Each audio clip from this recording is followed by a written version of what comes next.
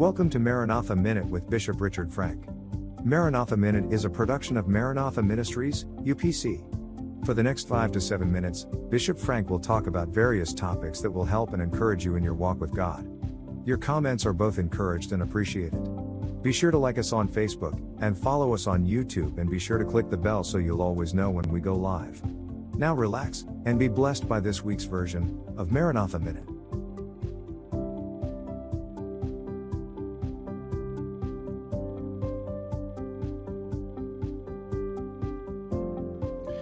And welcome everyone to tonight's version of Maranatha Minute, production of Maranatha Ministries. So glad to have you joining me on this. What day is today? This is the 7th already, 7th of June. Time is flying by. I want to remind everyone that 1 week from this Sunday, brother and sister Richard and Nancy Grandquist are going to be with us.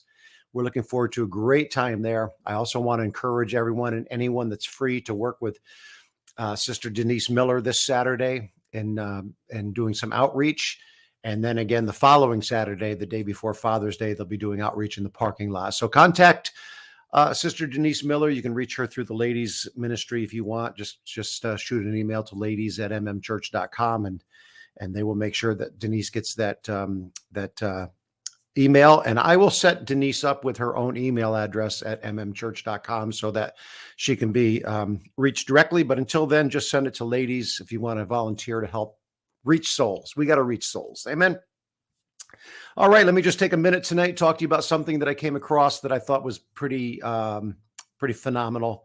It's just a short statement, and I want to just talk about it because it's something we need to consider and think about in our own walk with God and in dealing with others. And it simply says this. It says, never judge someone based on a season. And of course, we know the seasons are just a period of time, a small period of time. We have 4 seasons here in the upstate New York area where we live. Depending on where you live, some seasons are longer than others. Further north you go up into Maine, the winter seasons are longer. Summer seasons are shorter. In this part of the country here in New York, they're all pretty much equal. Maybe winter is a little bit longer than any of us wish, but there are seasons. There are also seasons in our lives, seasons that affect us. And we need to remember that life is seasons. And when things are going wrong, it's a season. It will pass. We also need to remember when things are going good, it's a season, and not to get perplexed when something goes wrong. I mean, we have beautiful summer days. None of us on those beautiful summer days think fall is not going to come. And on those beautiful fall days when the temperature's in the high 60s, 70 degrees, and the leaves are just beautiful on the trees and turned all these beautiful colors, none of us think for one moment that it's not going to snow. Ever. And then, of course, when it snows, none of us thinks for one moment that it's never going to get warm again. We are always looking forward to another season. And so it is in our lives that we cannot allow ourselves to get discouraged simply by a season that we happen to be in. And I came across this statement. I want to read it to you real quick and just expound upon it for a minute. It simply says this: never judge someone based on a season. And I want to add to that title here, never judge someone. I want to add to that and say, never judge yourself based on a season. Never judge your life or what's going on in your life or where you are, what you've done, whether you failed or whether you're struggling, living right, doing everything right, but still things are going wrong. Whatever. Don't judge someone else. And certainly don't judge yourself based on a season. And it simply says this, gives three examples of seasons here. It says one season David was a shepherd, and the next season he was a king.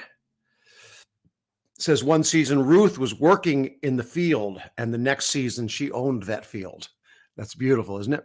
And I'm not going to go through the stories of each one of these because I could do a whole lesson on each one of these rather than a Maranatha Minute.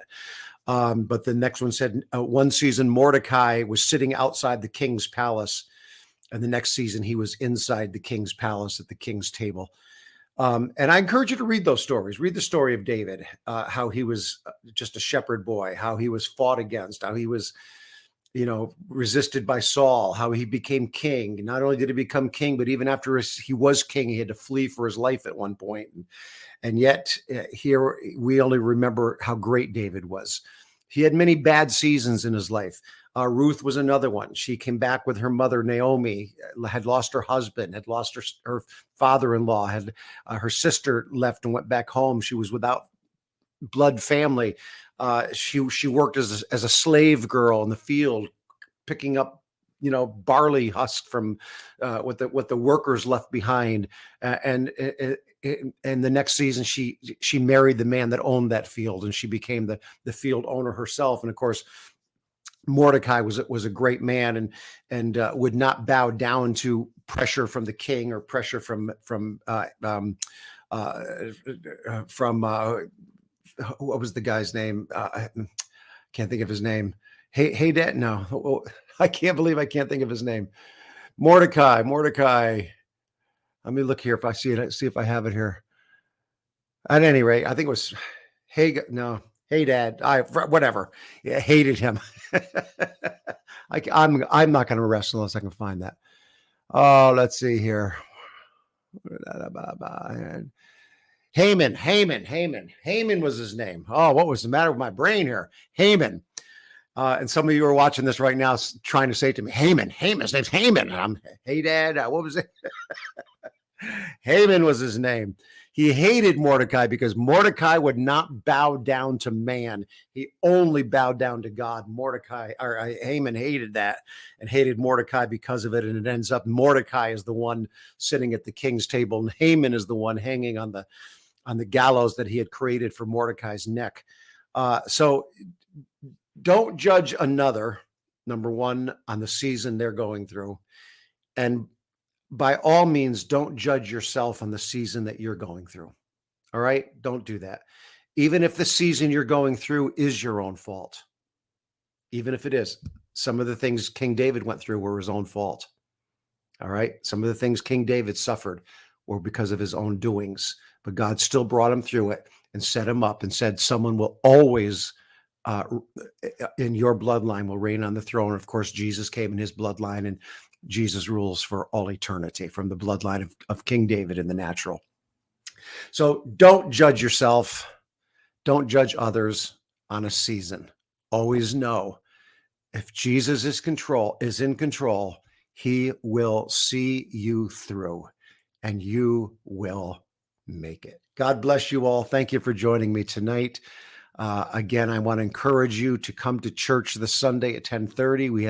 We have postponed the 8:30 service at least until the fall. We'll revisit it then. We have one great 10:30 service going on. Everybody come. Let's have a great time. We had a great crowd this past Sunday. People were up in the balcony. Great move of God. Let's come and rejoice. Let's bring somebody. Let's invite somebody. We've got new people coming in. It's always exciting to see new people. Mama Frank and I are starting up a new Bible study with another group. We're already teaching one. And let's teach Bible studies. Let's build our life groups. Let's invite people to church. Let's do it for Jesus. God bless you.